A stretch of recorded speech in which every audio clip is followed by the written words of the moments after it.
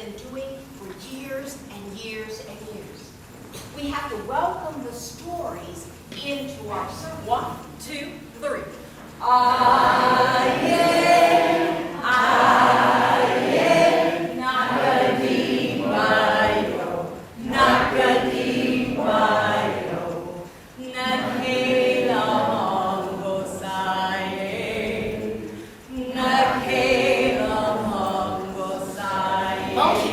Okay, we're moving into the green aerobic zone now. Ready? Monkey bars, everybody. Reach, reach, reach for the sky. Reach, reach, reach real high. Keep going up, but don't look down. Keep going up. Oh! Jump down. Boom. Now, they did swings. They did. What else? A slide. Thank you, I needed that. Now, our slide is one of those really cool slides, you know, like the ones that we're building for the playground that you're racing on.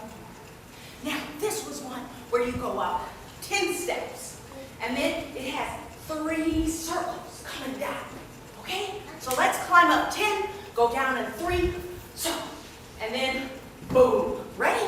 Okay, ready, and 1, 2, 3, 4, 5, 6, 7, 8, 9, 10, and shh, shh, shh. And they took 2 more steps. 1, 2, and they were underneath a great big tree. In that tree, they heard the one sound that will scare any mouse. They heard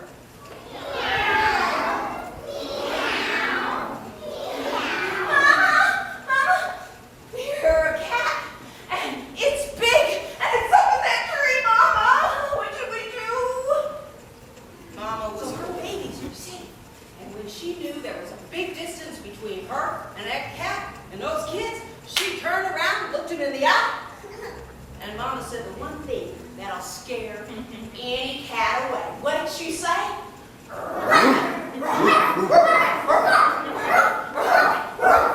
And the cat said, meow.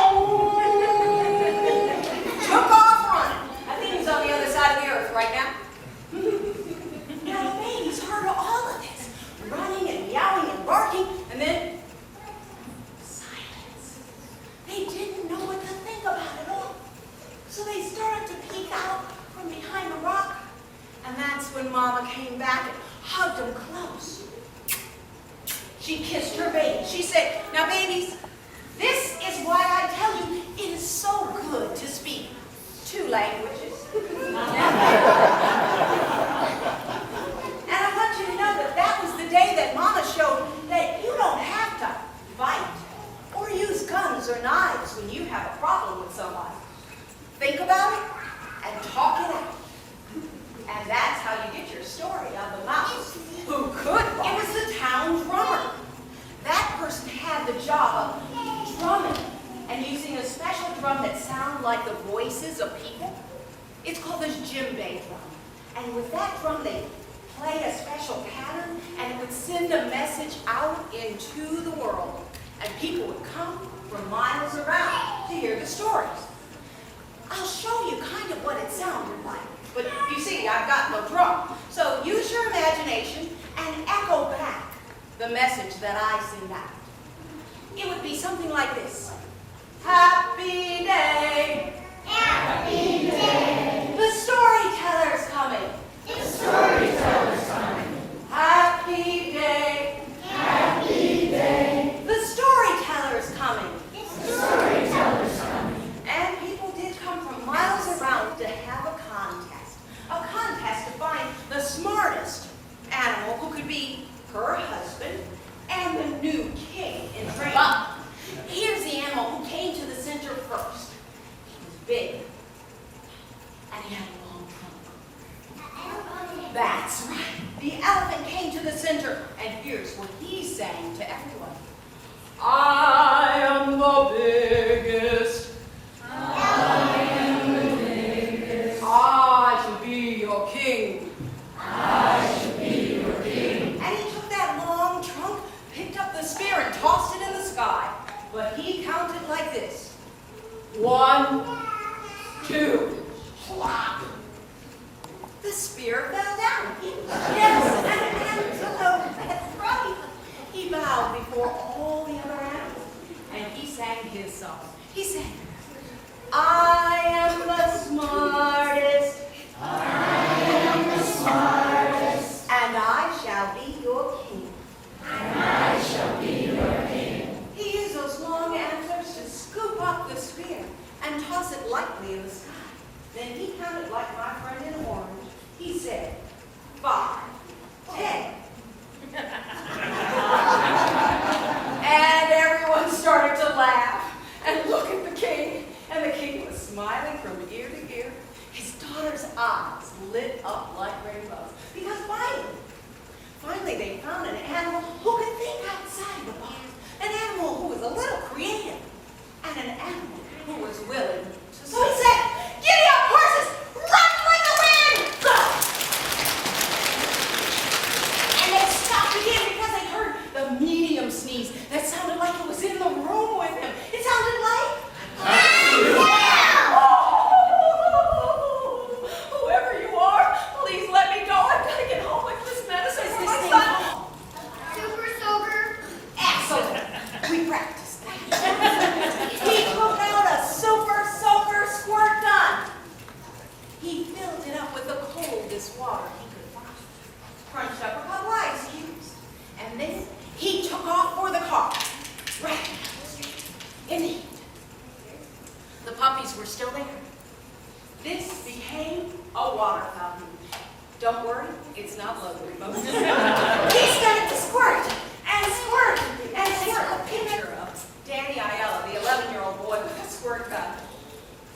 It was on the front page of the middle section of the newspaper the very next day with a story about how this kid saved puppies that he didn't even know out of the goodness of his heart. And it said, Super Soaker Hero Kid saves puppies. Everybody at school saw that story. And when he went back to school in September, he wasn't Danny anymore, the kid who couldn't shoot or play soccer. He was called Super Soaker Hero Kid! Hi! He was the most popular kid at school. He got elected to you name it. He was the king. He was the president. He was the cool kid. Not because he could do everything perfectly, but because he used his brain creatively, and he had a good heart. And now, they still call him a hero. And if you've got one of these, you can be a hero too. But if you've got this and this going for you, you're definitely a hero already. And the chief gathered everyone together to say, tonight we celebrate the children. Because the uncles, fathers, the elders, they got lost in thoughts of the past. They failed us. And the young teens and warriors, they got lost in daydreams about the future, which are nice, but they're not about the present. The kids, they remember that every day is a gift. That's why we call it the present. And they remember to use the energy of now like it's a gift. And they work hard. They work together collectively. They concentrated on the task, and they were able to chop down that tree. But he wanted them to remember that the answers that we all need are inside our hearts and our minds. All we have to do is open ourselves up and let them shine out. He taught them this song, and please join in with me.